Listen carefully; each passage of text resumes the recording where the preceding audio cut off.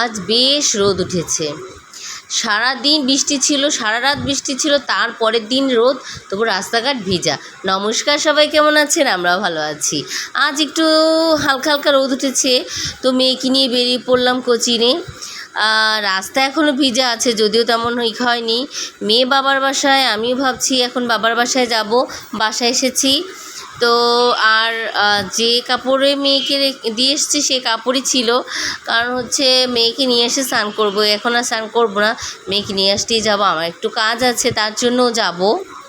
তো ব্যালকনিতে আসলাম। আমার ব্যালকনির অবস্থা বড় করুণ, মানে বৃষ্টি কাদা জলে ভরা। ব্যালকনি কয়দিন আগে পরিষ্কার করেছিলাম, কিন্তু সেই ব্যালকনি আবার বৃষ্টিতে নষ্ট হয়ে গেছে। ব্যালকনি থাকলে এরকম হবে, ফুল গাছ থাকলে। যদিও আমার এই জবা গাছটা নতুন হচ্ছে, তার জন্য আমি এই ব্যালকনির থেকে এইখানে টেনে এনেছি। এবং এই যে দেখেন কি অবস্থা। ব্লগটা আবার সন্ধ্যায় শুরু করেছিলাম, সারাদিন করিনি, সারাদিন একটু বিজি ছিলাম। আজ মেয়ে নাস্তা করবে না বাসায়। মেয়ে বলেছে মা আজকে পুরি এবং ডাল খাবো। এটা আমরা তো পুরি বলি, বাট অন্য এগুলো কি বলে আমি তা জানি না। তো আমার মেয়ে দোকানের ডাল এবং পুরি খেতে পছন্দ করে। সন্ধ্যা হয়ে এসছে, আমি সন্ধ্যা এখনও দেইনি। মেয়ের খাবার রেডি করেই মেয়েকে খাবার দিয়ে সন্ধ্যা দিতে যাব।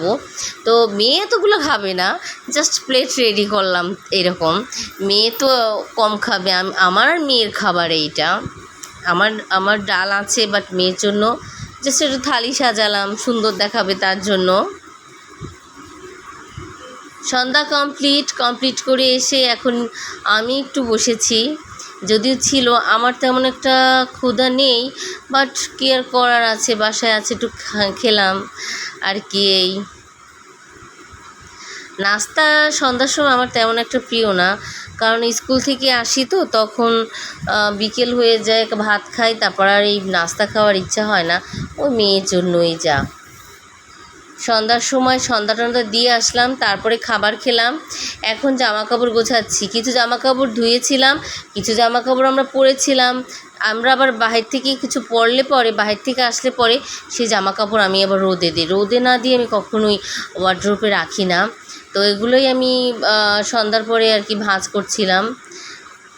প্রথমে তো দুপুরে রেখে দিয়ে একটু ঘুমিয়েছিলাম। ঘুম থেকে ওঠার পরে ঠাকুর সেবা দিলাম, মেয়েকে নাস্তা দিলাম, এর জন্য। তো এই আমার মেয়ের আরও ওয়ার্ড্রোব আছে, বাট সেগুলোকে সে নষ্ট করে, তার জন্য এই পার্টটা আমার মেয়ের জন্য রেখেছি। দুজনের তাই রেখে দিলাম।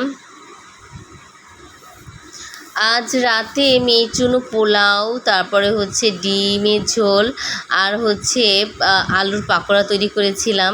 মেয়ে বলেছিল আজকে ভাত খাবে না, তো আমি রান্না করেছি। যদিও এখন খাওয়ার টাইম হয়নি, আমি একটু দেখাচ্ছিলাম সবাইকে যে আজকে আমি কী রান্না করেছি। আর এটা হচ্ছে সয়াবিন তরকারি, আমার মা পাঠিয়েছিল, আমি রান্না করিনি। যাই হোক, ব্লগটা এই পর্যন্তই। সবাই ভালো থাকবেন, সবাইকে নমস্কার।